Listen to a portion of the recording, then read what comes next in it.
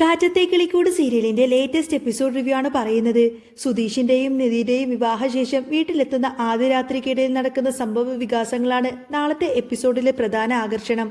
ഒരു സാധാരണ വീട്ടിലെ പരിമിതികളും അപ്രതീക്ഷിതമായി ആ വീട്ടിലേക്ക് വന്നെത്തുന്ന ധനികയായ ഒരു പെൺകുട്ടിയുടെ അങ്കലാപ്പുകളും അതിലുപരി സഹോദരങ്ങളുടെ സ്നേഹവും കരുതലും ഒക്കെ കൂടിക്കലർന്ന ഒരു ഹൃദയസ്പർശിയായ എപ്പിസോഡാണ് നാളെ വരുന്നത്. വിവാഹത്തിന്റെ ക്ഷീണമെല്ലാം മാറ്റാനായി കുളിക്കാൻ വേണ്ടി ബാത്റൂമിലേക്ക് പോവുകയാണ് നിധി. പുതിയ സാഹചര്യങ്ങളുമായി പൊരുത്തപ്പെടാൻ ശ്രമിക്കുന്ന നിധി ബാത്റൂമിലേക്ക് കയറാൻ തുടങ്ങുമ്പോഴാണ് അവിടെ വെളിച്ചമില്ല എന്ന സത്യം തിരിച്ചറിയുന്നത്. സ്വിച്ചിട്ടിട്ടും ലൈറ്റ് തെളിയാത്തത് കണ്ട് അവൾ ആകെ അമ്പരന്നു. ഇത് ശ്രദ്ധിക്കപ്പെട്ട സുധീഷ് പെട്ടെന്ന് തന്നെ തന്റെ സഹോദരനായ ഹരീഷിനെ നേരെ തിരിഞ്ഞു. എടാ ഹരീഷെ, ഈ ബാത്റൂമിലെ ലൈറ്റ് ഇതുവരെ മാറ്റിയില്ലേ? അവൻ ചോദിച്ചു. അപ്പോഴാണ് ഹരീഷ് ആ കാര്യം ഓർക്കുന്നത് തന്നെ.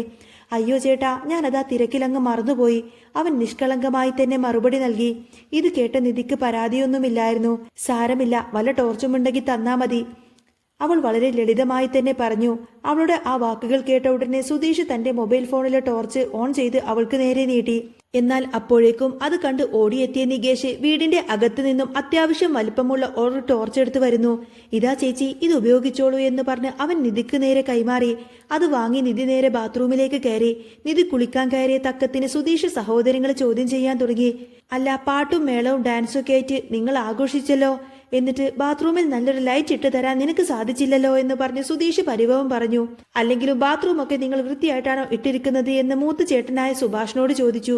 സുഭാഷ് ശാന്തമായി തന്നെ മറുപടി നൽകി. അതേടാ, ബാത്റൂം ഒക്കെ നല്ല വൃത്തിയായി തന്നെയാണ് ഇട്ടിരിക്കുന്നത്. ഇത് കേട്ട് നികേഷ് ഇടക്ക് കയറി ആവേശത്തോടെ പറഞ്ഞു. അതേ ചേട്ടാ, നല്ല മണം വരുന്ന ഡിറ്റർജന്റും ലിക്വിഡും ഒക്കെ ഒഴിച്ച് നല്ല ഉരച്ചു തന്നെ കഴുകി വൃത്തിയാക്കിയതാണ്. എന്നാൽ ഇത് കേട്ട ഹരീഷിന് അത്ര രസിച്ചില്ല. അവൻ അല്പം നീരസത്തോടെ പറഞ്ഞു. ഓ, ഇതൊക്കെ കുറച്ച് ഓവറല്ലേ? ഒരു പെണ്ണ് കെട്ടി കൊണ്ടുവന്നു എന്ന് കരുതി ഇത്രയൊക്കെ ഷോ കാണിക്കേണ്ട കാര്യമുണ്ടോ? ഹരീഷിന്റെ ആ സംസാരം സുധീഷിന് ഇഷ്ടപ്പെട്ടില്ല. എടാ, അവൾ വലിയ വീട്ടിലെ പെണ്ണല്ലേ, അപ്പോ അവൾക്കൊരു ബുദ്ധിമുട്ടാവണ്ടെന്ന് കരുതി ചോദിച്ചതല്ലേ, അതിന് നീ എന്തിനാ ഇങ്ങനെ ദേഷ്യപ്പെടുന്നത്? സുധീഷ് ചോദിച്ചു. ഇവിടെ സുഭാഷ് പക്വതയോടെ തന്നെ ഇടപെടുന്നു. അവൻ ദേഷ്യപ്പെടേണ്ട കാര്യമൊന്നുമില്ല സുധീഷേ, നീ ആർത്തു വിളിച്ച് നടത്തിയ വിവാഹമൊന്നുമല്ലല്ലോ. അതിന്റെ ഒരു വിഷമം എല്ലാവർക്കും ഉണ്ട്. എന്നാലും ഞങ്ങളെ കൊണ്ട് പറ്റുന്ന രീതിയിലൊക്കെ എല്ലാം ഞങ്ങൾ ചെയ്തു തന്നിട്ടുണ്ട്. നീ വേറൊരു രീതിയിൽ നിന്നൊന്നും കാണേണ്ടതില്ല. നിധി കുളി കഴിഞ്ഞ് വരുമ്പോഴേക്കും സുഭാഷ് ഭക്ഷണം വിളമ്പാൻ തയ്യാറെടുത്തു.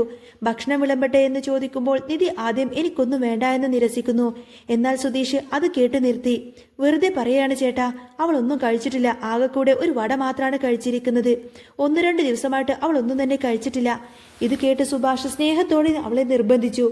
എന്നാൽ ഞാൻ ഭക്ഷണം കഴിക്കാമെന്ന് നിധി സമ്മതിച്ചു.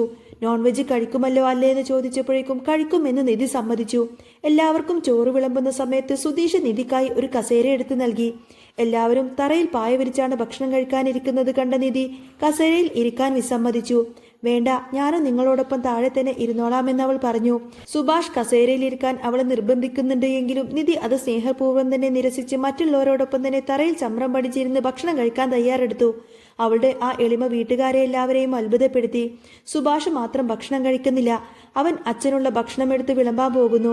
അച്ഛൻ ഭക്ഷണം കഴിച്ചില്ലല്ലോ എന്ന് നിധി ഓർമ്മിപ്പിക്കുമ്പോൾ ഞാൻ കൊടുത്തോളാമെന്ന് പറഞ്ഞ് സുഭാഷ് അച്ഛന് ഭക്ഷണവുമായി പോകുന്നു. ആ കുടുംബത്തിലെ സ്നേഹബന്ധം നിധി തിരിച്ചറിയുന്ന നിമിഷങ്ങളായിരുന്നു അത്. ഭക്ഷണം കഴിച്ച ഉടനെ സുധീഷ് ആവേശത്തോടെ സുഭാഷിനെ വിളിച്ചു. ഏട്ടാ, എനിക്ക് സർപ്രൈസ് ഒരുക്കിയിട്ടുണ്ടെന്ന് പറഞ്ഞില്ലേ, വാ നമുക്കത് കാണാം. ഇത് മറച്ചു വെക്കേണ്ടതൊന്നും ഇല്ലല്ലോ. സുധീഷ് സുഭാഷിനെയും കൂട്ടി കിടപ്പുമുറിയിലേക്ക് പോകുന്നു. വാതിൽ തുറന്ന സുധീഷ് ശരിക്കും അങ്ങ് ഞെട്ടിപ്പോയി. മുറി മുഴുവൻ പൂക്കൾ കൊണ്ട് അലങ്കരിച്ചിരിക്കുന്നു. എന്താ ഏട്ടാ ഇത്? എന്തിനാ ഇതൊക്കെ? സുധീഷ് അമ്പരപ്പോടെ ചോദിച്ചു. ഹരീഷ് പറഞ്ഞു. എന്താ ഏട്ടാ, ഇത് ഇഷ്ടപ്പെട്ടില്ലേ? പെട്ടെന്നാണ് കല്യാണം എന്നറിഞ്ഞത്. അടുത്ത് പൂക്കളൊന്നും ഉണ്ടായിരുന്നില്ല. ദൂരെ ഒരു കടയിൽ പോയിട്ട് കുറെ അധികം പൂക്കൾ മുഴുവനായിട്ട് ഇങ്ങ് വാങ്ങിച്ചു കൊടുന്നു. എന്നിട്ട് ഞങ്ങൾ എത്രയോ കഷ്ടപ്പെട്ടിട്ടാണ് ഇങ്ങനെയെങ്കിലും അലങ്കരിച്ചത്. എന്താ ഇത് പോരെ? എന്നാൽ സുധീഷിന്റെ പ്രതികരണം മറ്റൊന്നായിരുന്നു. എടാ, ഞാൻ അതിന് കുറ്റം പറഞ്ഞതല്ല, പക്ഷേ ഈ സാഹചര്യത്തിൽ ഇതൊന്നും ശരിയാകില്ല. അതെന്താ ശരിയാവാത്തത്? സുധീഷേട്ടൻ ഇപ്പൊ പഴയ ആളല്ല, വലിയ ആളായില്ലേ? സഹോദരങ്ങളുടെ ചോദ്യം കേട്ടിട്ട് സുധീഷ് ഗൗരവത്തോടെ കാര്യം വിശദീകരിച്ചു. നിങ്ങൾ നിധിയുടെ അവസ്ഥ കണ്ടതല്ലേ? അവളുടെ ചേട്ടൻ വന്നുണ്ടാക്കിയ പ്രശ്നങ്ങളും പോലീസ് സ്റ്റേഷനിൽ നിന്നുണ്ടായ സംഭവങ്ങളെല്ലാം അവളുടെ അച്ഛൻ ഇനി എനിക്ക് ഇങ്ങനൊരു മകളില്ല എന്നൊക്കെ പറഞ്ഞ് അവളെ ഉപേക്ഷിച്ചു പോയതാണ്. ആ പെൺകുട്ടിയുടെ മാനസികാവസ്ഥ ഇപ്പോ ആകെ തകർന്നൊരവസ്ഥയിലാണ്. വല്ലാത്ത പേടിയിലാണ് അവൾ. ഈ ഒരു സാഹചര്യത്തിൽ ഇങ്ങനെയുള്ള അലങ്കാരങ്ങളും ആഘോഷങ്ങളൊന്നും അവൾക്ക് വെറുപ്പാണുണ്ടാവുക. ഇതൊന്നും ഇപ്പൊ വേണ്ട. സുഭാഷ് സുധീഷിന്റെ വാക്കുകളിലെ സത്യം തിരിച്ചറിഞ്ഞു. അവൻ പറഞ്ഞതിൽ കാര്യമുണ്ട്. മനസ്സ് വിഷമിച്ചിരിക്കുന്ന സമയത്ത് ഇതൊന്നും ശരിയാവില്ല. നമുക്കിത് ഇപ്പൊ തന്നെ മാറ്റാമെന്ന് പറഞ്ഞ് അവർ ആ അലങ്കാരങ്ങളെല്ലാം തന്നെ അവിടെ നിന്നും എടുത്തു മാറ്റി. മുറിയിലെ അലങ്കാരങ്ങൾ എല്ലാം മാറ്റി സാധാരണ നിലക്കാക്കിയതിനു ശേഷമാണ് നിധി മുറിയിലേക്ക് വന്നത്. സുധീഷ് അവളെ മുറിയെല്ലാം പരിചയപ്പെടുത്തുന്നു. റൂം ഇഷ്ടായോ? ഫാനിന് കാറ്റ് കുറവാണെങ്കിൽ ജനൽ തുറന്നിട്ടാ മതി കേട്ടോ, നല്ല കാറ്റ് കിട്ടും.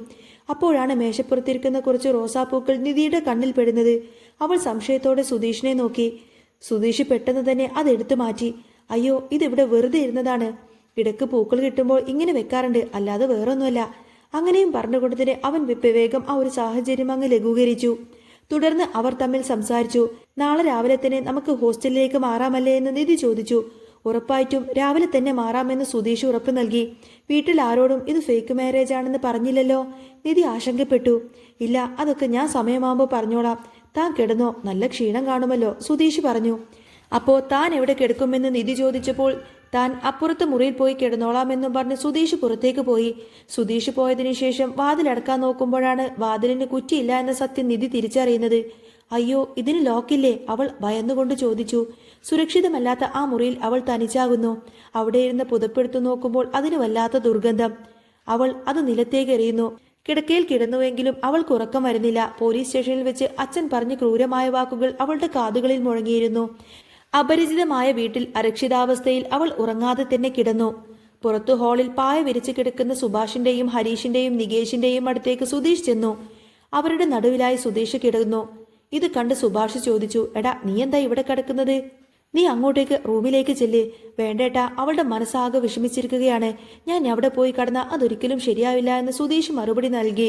ഹരീഷ് ഉപദേശിച്ചു, ഏട്ടാ, മനസ്സ് വേദനിച്ചിരിക്കുന്ന സമയത്താണ് ഭർത്താവ് കൂടെ വേണ്ടത്. ചേട്ടൻ പോയിട്ട് അവിടെ കിടക്ക്. പക്ഷേ സുധീഷ് അതിനൊന്നും വഴങ്ങിയില്ല. അവൾ കഴിഞ്ഞ കുറച്ച് ദിവസമായി ഉറങ്ങിയിട്ടേയില്ല. ഇന്ന് സമാധാനമായിട്ടൊന്ന് ഉറങ്ങിക്കോട്ടെ, ഞാൻ ചെന്നിട്ട് വെറുതെ അവളെ ശല്യം ചെയ്യണ്ട എന്നൊക്കെ പറഞ്ഞ് സുധീഷ് അവിടെ തന്നെ കിടന്നു. ശരിയാണ്, നീ ആ കുട്ടിയുടെ കൂടെയാണിപ്പോൾ വേണ്ടത് എന്നും പറഞ്ഞ് സുഭാഷ് പറയുന്നുണ്ട്. എങ്കിലും സുധീഷ് തന്റെ തീരുമാനത്തിൽ തന്നെ ഉറച്ചു നിന്നു. എന്റെയും അവളുടെയും മാനസികാവസ്ഥ ഇപ്പോൾ നിങ്ങൾക്കറിയില്ല. അതുകൊണ്ട് ഇപ്പൊ എന്നെ നിങ്ങൾ ആരും നിർബന്ധിക്കരുത് എന്നൊക്കെ പറഞ്ഞ് അവൻ അവിടെ തന്നെ കിടന്നു. കിടക്കുന്നതിനിടയിൽ തന്നെ നികേഷ് ജിജ്ഞാസയോടെ ചോദിച്ചു, അല്ല ചേട്ടാ, നിങ്ങളുടെ ലവ് സ്റ്റോറി ഇതുവരെ പറഞ്ഞില്ലല്ലോ, അതൊന്ന് തുറന്നു പറ. ഹരീഷ് അവനെ വിലക്കാൻ ശ്രമിക്കുന്നുണ്ട്. എങ്കിലും സുധീഷ് ഒരു കള്ളക്കഥ മെനയാൻ തന്നെ തീരുമാനിച്ചു. വീട്ടുകാർക്ക് സംശയം തോന്നാതിരിക്കാൻ വേണ്ടി അത് അത്യാവശ്യമായിരുന്നു. അവൻ പറഞ്ഞു തുടങ്ങി, എടാ, എന്തു പറയാനാ? അവളുടെ വീട്ടുകാർ അവർക്ക് സൂര്യ എന്നു പേരുള്ള ഒരാളുമായിട്ട് അവളുടെ വിവാഹം ഉറപ്പിച്ചു. അവൻ പക്ക മെന്റലിസ്റ്റും ടോക്സിക്കുമായിരുന്നു.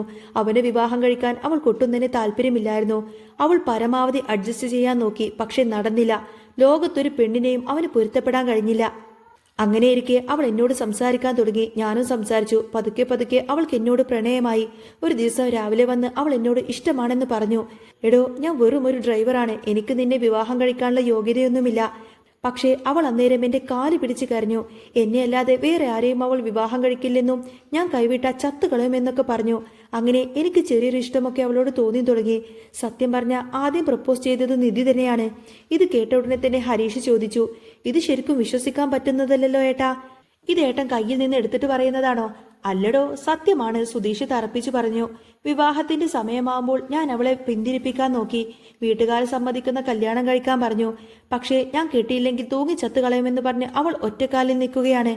അങ്ങനെയാണ് ഞാൻ അവളെ കൊണ്ട് ഒളിച്ചോടിയത്. സിനിമയിലൊക്കെ കാണുന്നത് പോലെ ഒരു വശത്ത് അച്ഛൻ, മറുവശത്ത് കല്യാണ ചെക്കൻ, മറ്റൊരു വശത്ത് ചേട്ടൻ. ആകെ ബഹളായിരുന്നു. ഒടുവിൽ പോലീസ് സ്റ്റേഷനിലേക്ക് എത്തി. അവിടെ വെച്ച് അവൾ തറപ്പിച്ചു പറഞ്ഞു, എന്നെ അല്ലാതെ ആരെയും കെട്ടില്ലെന്ന്. അങ്ങനെ പോലീസുകാർ മുൻകൈയെടുത്താണ് ഞങ്ങളുടെ ഈ വിവാഹം നടത്തി തന്നത്. സുധീഷ് പറഞ്ഞ ഈ നുണക്കഥ അവന്റെ വീട്ടുകാർ പാവങ്ങൾ തൊണ്ട തൊടാതെ വിശ്വസിച്ചു.